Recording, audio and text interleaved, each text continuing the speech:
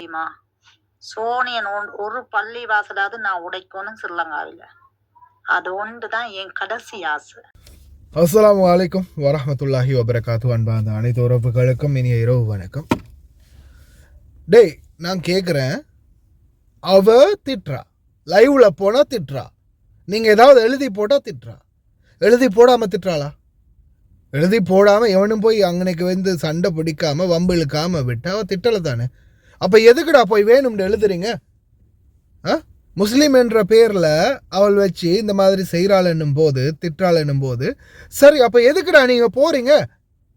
நீங்கள் எதுக்கு போய் திட்டுறீங்க? அதே மாதிரி அவளுக்கும் வந்து ஒரு அறிவுப்புணன்றது இல்லை, சரியா? ஏன்னா அவள் வந்து இப்போ யாராவது இப்போ அவங்க இப்போ வேறு யாராவது ஒரு மதத்தவர் சரி சும்மா முஸ்லீம்களை இன்னும் கொஞ்சம் ஏற்றி விடலாம் அப்படின்றதுக்காக நல்ல ஒரு முஸ்லீம் பேரில் போயிட்டு கமெண்ட் போட்டால் அவள் முதலாவது ஐடியா செக் பண்ணணும். ஃபேக் ஐடியா இல்லை எவனாவது மூஞ்சி போட்டிருக்கானா, முதலாவது அவனை பெத்த அப்பன் அவனுக்கு மூஞ்சி கொடுத்துருக்கானா, உருவம் கொடுத்துருக்கானா, இல்லை அறக்குறையில் குறமாத்தையில் பிறந்தவனா அப்படின்றத செக் பண்ணணும். இப்போ இந்த லைவில் இருக்கிற இந்த கோஸ்டிவல் வந்து என்ன செய்யணும், போய் செக் பண்ணணும். யார் கமெண்ட் போட்டாலும் கமெண்ட்டை செக் பண்ணிவிட்டு அப்படியே ப்ரொஃபைலை செக் பண்ணணும். மூஞ்சி போட்டிருக்கானா, இவன் உண்மையிலேயே இன்னார் தானா, பேருக்குரிய ஆள் தானா, உருவம் இருக்குதா, அதை செக் பண்ணணும். செக் பண்ணாமல் திட்டுற அந்த பைத்தியக்கார கூணாவும் ஒரு பைத்தியம்தான். அதே மாதிரி இந்த கீழே போயிட்டு கமாண்ட் எழுதி எழுதி எழுதி அவளை இன்னும் உசுப்பேற்றிக்கிட்டு இருக்கிறீங்க இல்லையா, நீங்களும் ஒரு பேனா கூணாதாண்டா, சரியா?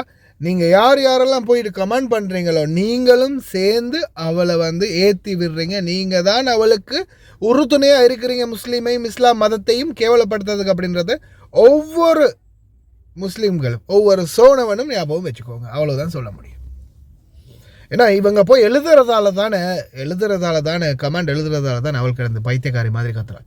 சரி, ஏன் எழுதுறீங்க கமெண்ட்? ஏன் அவளோட லைவுக்கு போகிறீங்க?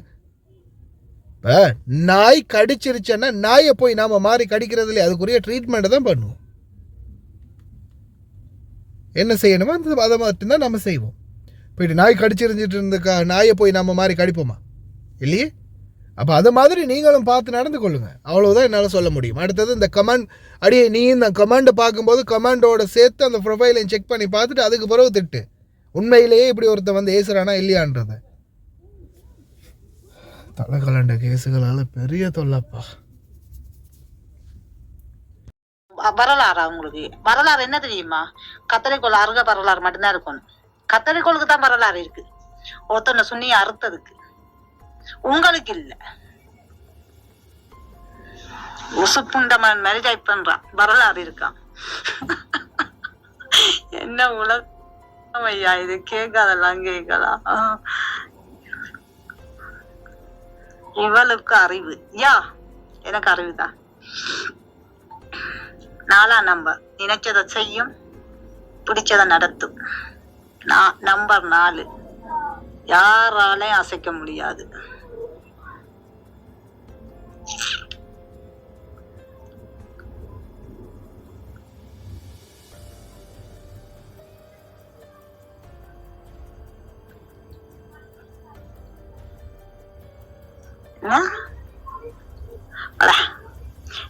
அடுத்ததான் சொல்றேன், இந்த போட்ட டயலாக திருப்பி போட்டீங்கடா பெத்ததானே என் லைவுக்கு வர இல்லாத ரூம்ல கடிப்பேன். எனக்கு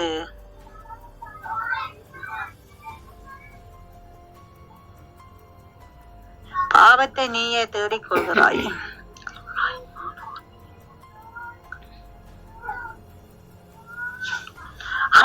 பாவத்தையே நீயே தேடிக் கொள்கிறாய், தாங்க மாட்டே ஒரு நாள். எந்த ப்ரோ தாங்கிறதுக்கு என்ன இருக்கு ப்ரோ? என்னத்தை தாங்கணும்? நாங்க பார்க்காத என்ன ப்ரோ? நாங்க சிலோன்ல பார்க்காத ஒரு சம்பவம் என்னன்னு சொல்லுங்க. கஞ்சிய குடிக்கலையா? தின்றதுக்கே சாப்பாடு இல்லாம நாங்க அலமோத இல்லையா? எவ்வளவு கொடுமையில நாங்க வாழ்ந்தோம். அதை விட ஒரு வரலாறு எங்களுக்கு என்ன தேவை? அதை விட என்ன தாங்கணும்? நாங்க எல்லாம் கடந்துட்டோம் ப்ரோ. எனக்கு கடக்கிறதுக்கு எதுவுமே இல்லை, கடந்து முடிஞ்சு. எனக்கு கடக்கிற என்ன தெரியுமா? சோனியன் ஒரு பள்ளி வாசலாவது நான் உடைக்கணும் ஸ்ரீலங்காவில். அது ஒன்றுதான் என் கடைசி ஆசை. ஏன் சொல்ல பாப்பேன்? சோனியன் லைவ்ல செய்யற அசிங்கமான வேலைகளுக்கு மட்டும் பீசோனியன் லைவ்ல ஒவ்வொரு பெண்களையும் அசிங்கமாவும் கொச்சமாவையும் கேவலமாவையும் அசிங்கப்படுத்தி எத்தனை பெண்களோட வாழ்க்கை நாசம் கட்டு போய் நிக்குது இந்த சோனி மதத்துக்கு தெரியல.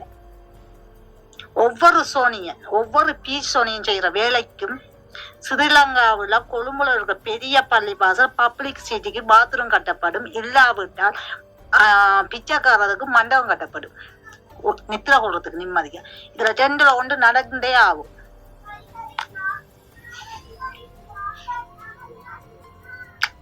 இதுதான் நாங்க. புரியுதா?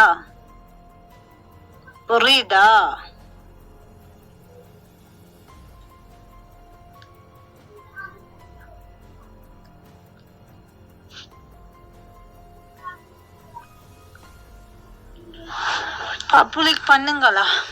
ஏற்கனவே பப்ளிக் பண்ணி முடிஞ்சு போடுறோம் புதுசா.